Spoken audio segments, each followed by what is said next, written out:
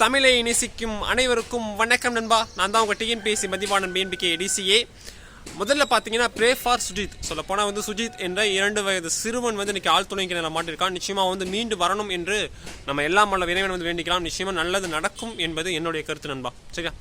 ரெண்டாவது பார்த்தீங்கன்னா அனைவருக்கும் இனிய தீபாவளி திருநாள் நல்வாழ்த்துக்கள் நண்பா. சரியா? சரி, ஓகே.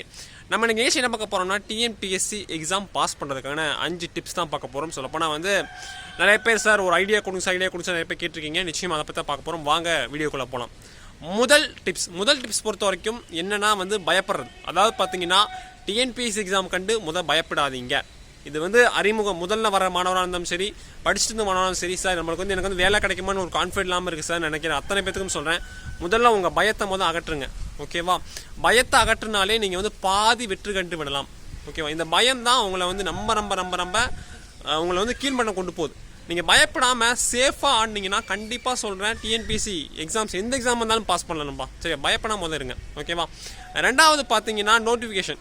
சார் நோட்டிஃபிகேஷன் வந்து படிச்சுக்கலாம், நோட்டிஃபிகேஷன் வந்து படிச்சுக்கலாம் நிறைய பேர் இருக்கீங்க. அப்படிலாம் இருந்துடாதீங்க. நோட்டிஃபிகேஷன் எப்போ வருதோ வரலையோ அது 2வது பட்சம் படிக்கிறத டெய்லியும் ஃபாலோ பண்ணிகிட்டே இருங்க. ஓகேவா? சார் நான் பார்ட் டைம் ஜாப் போகிறேன், 4 மணி தான் படிக்கணும் போனால் அந்த 4 மணி நேரம் எப்பவும் படிச்சுட்டே இருங்க. நோட்டிஃபிகேஷன் வந்ததுக்கப்புறம் கொஞ்சம் நல்லா படிங்க. ஓகேவா? ஆனால் உங்கள் படிப்பு விட்டுறது, ஏன்னா நீங்கள் டச்சு விட்டுட்டிங்கன்னா உங்கள் எல்லாமே போயிடும், எல்லாமே வந்து பாலாக போயிடும். அதனால் வந்து டச்சு மட்டும் விட்டுறாதீங்க நண்பா. சரியா? மூணாவது ட்ரிக் பொறுத்த வரைக்கும் நிறைய பேர் என்ன பிடிஎஃப் ஃபைல் சொல்லப்போனால் வந்து டெய்லியும் வந்து பிடிஎஃப் ஃபைல் நிறையா வந்துட்டு இருக்கும். டிஎன்பிஎஸ்சி அத்தனை பிடிஎஃப் ஃபைல் டவுன்லோட் பண்ணுறது, ஆனால் எதையும் படிக்கிறது இல்லை. ஓகேவா? ஒரு பிடிஎஃப் ஃபைல் டவுன்லோட் பண்ணாலும் அதை முழுமையாக படிங்க. ஓகேவா? இப்போ தமிழ் இலக்கிய வரலாறா அதை வந்து முழுமையாக படிங்க. ஓகேவா? நீங்கள் வந்து ஒரு கேர் பண்ணி ஃபுல்லாக படித்தா மட்டும்தான் பாஸ் பண்ண முடியும். ஓகே, ஒரு பிடிஎஃப் ஃபைல் நீங்கள் வச்சு படிக்கிறது ரொம்ப வருத்தத்துக்கு ஒரு செயல் தான். ஓகேவா?